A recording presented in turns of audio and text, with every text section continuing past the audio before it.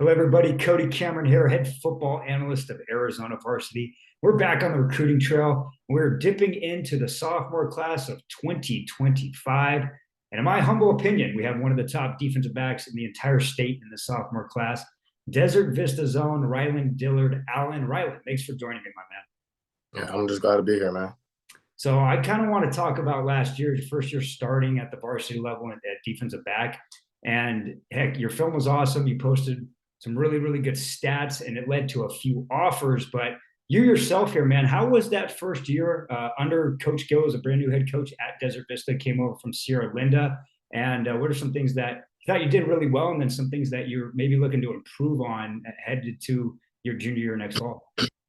Well, as of last year, my freshman year, with Coach Wiz, him leaving, my freshman year, I was originally a receiver. I was on varsity as a receiver.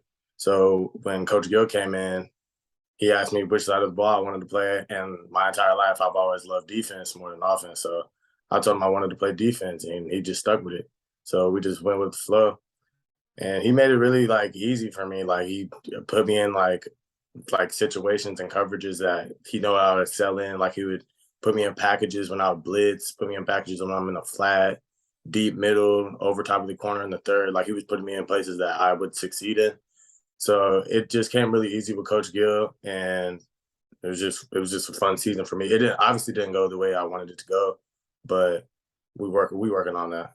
Well, what's interesting too is, I mean, I was a former defensive back, but everybody growing up, right, they want to score touchdowns. Everybody wants to run a 9 route and get behind a secondary and stuff like that. But the itch for, I think, a lot of defensive minded players, and it sounds like you were that coming up. You said you always want to play defense, is hitting somebody, filling the alley, putting a stick in somebody, or jumping an out route for an interception, or playing, maybe rovering over and playing a deep third and snagging and robbing over one receiver.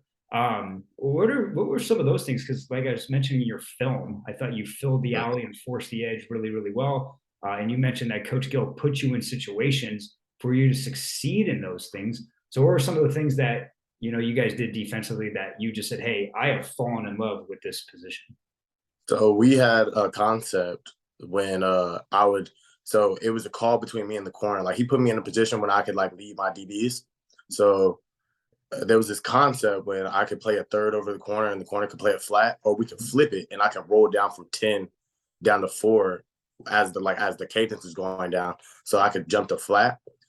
And it every time there was a screen, I would know there was a screen coming. I would let the corner know that I want to play the flat, and I'll fly down from 10 and make the play. So that was really easy. And a couple games when we would play a team that would like to run the ball a lot. We would have a formation that he'll put me in the box because he knows I'm gonna get into action. So he'll put me in the box, allow me to stir some stuff up, and yeah. So Rylon, 60 total tackles, 2 picks, 12 pass deflections, and put together some really good tape. It led into late November and into the contact period and eval period, the NCAA recruiting calendar, and you pick up your first offer to the University of Arizona, and then a couple days later, Colorado State. But having the first domino drop, Coach Pow, a tight ends coach, a special teams coach at University of Arizona. Coach has been recruiting the state for very long. What were the feelings like, man, having a school from the state of Arizona trust you and give you such an early offer like that? Well, so obviously, it was the feelings rushed. I was really happy. My DB coach was there. My head coach was there, Coach Gill. And my DB coach, Coach Axelby, was there and on the phone. And when I hung up, I was just really happy. But I think I kind of expected that offer to come because I went down to the camp earlier that year and I got an unofficial by Coach Brandt. He's one of the assistant recruiters, and he got me an unofficial and stuff like that. So when I went down to that camp, I did really good. So they were already pretty high on me. So that's what I expected that to be my first offer, but obviously I was really happy and grateful as well. And we're in the period right now in January where college coaches are down here. They're visiting schools every single day. And now that your name is on the radar, there are some other schools and staffs that have been either trying to reach out to Coach Gill and showing interest in you. What schools? So, schools. Like this week, I've talked to Washington, the University of Washington, and Oregon has came through, and then also Kansas State. But a couple schools have called, like Florida, like the University of Florida, University of Colorado. A lot of Pac-12 schools been hitting Coach Gill up about me. That's awesome, man. What's your timeline look like for this spring? So I know that we're going to talk the next question into track and some other stuff that you're doing this off season. But in terms of some of these camps, do you have anything circle where or some campuses you're like, hey, I really want to go see this, or this coaching staff's been really supportive already and showing a lot of interest. I want to go see this school.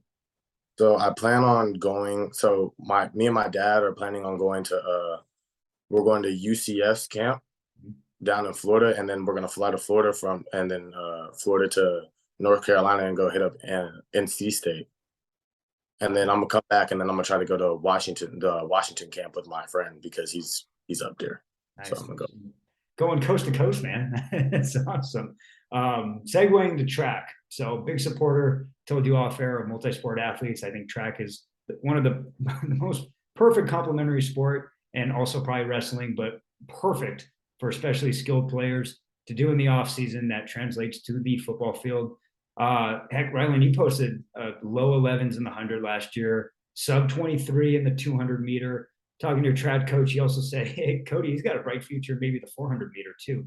I mean, those are very attractive to college coaches. Why do you feel like it's important for you to run track in the spring, and why do you like doing it? So I feel like I used to wrestle as well. So I feel like just doing stuff in the offseason just keeps me right for football. Like obviously, like 7-on-7 and stuff like that, that keeps you like in the football mind. But like the track and the wrestling gonna keep your body right, and it's gonna enhance your skills. So yeah. Are we going to see a sub 11? Do you think Oh we're? yeah. Yeah. I think first running like a 10-8, 10. Like, You're feeling 10-8. You're calling it right now. That's awesome, man. I mean, that's heck. You're sub 11. That is you're headed down to elite speed. So that's great. And then another thing I was talking to you about, 3.8 GPA. We talk about athletes creating opportunity for themselves and stuff you can control. But a classroom is a controllable thing, and that creates so many opportunities. Why is that something? Is that something that your parents have always harped on you, just been role models in your life or something, and said, hey, this is something we got to take care of, and you got to take care of, and this, sports comes second? Or is that something you just kind of like, hey, I'm a good student, and I know this creates open doors? well, my parents have always been on me about my grades. Like they'll tell me like I can't, like they'll sit like when I was younger, if I didn't have the grades that they liked, they would have me sit in my youth game like that. They were on me about it. And my dad happened to be one of my teachers in my elementary school, so he taught me early like I got to be on my grades before anything else. So it like academics has always been high in my house. So That's yeah. awesome, man. So last question for you, Rylon. We talked about the accolades, talked about the track season, your off-season workouts. Your junior year next fall, going to be here, in the blink of an eye. Coach Gill, year number 2, got a good crop of young kids coming back for this Desert Vista program. What's something you want to accomplish? You're going to step into probably closer to a leadership role next fall, and a great understanding of this defense. What is something that you and this team want to accomplish next fall? For myself, I would like to make all academic team this year. A couple of my teammates made it this year, but I would like to make it as well. I'd like to make all academic team and try to be at least make first or second team for all state, because I believe I'm one of the best safeties in the state. And then for my team, we need to get to the playoffs, to be honest, because we had a rough year this year. So the goal is really to get to the playoffs. Love that, man. Well, hey, I appreciate your time. Look forward to covering your recruiting, not just this next year, the next 2 years. So, it's gonna be a whirlwind, I'm sure. But appreciate you hanging out, Rylon. Thanks very much. Yeah, I got you, Coach.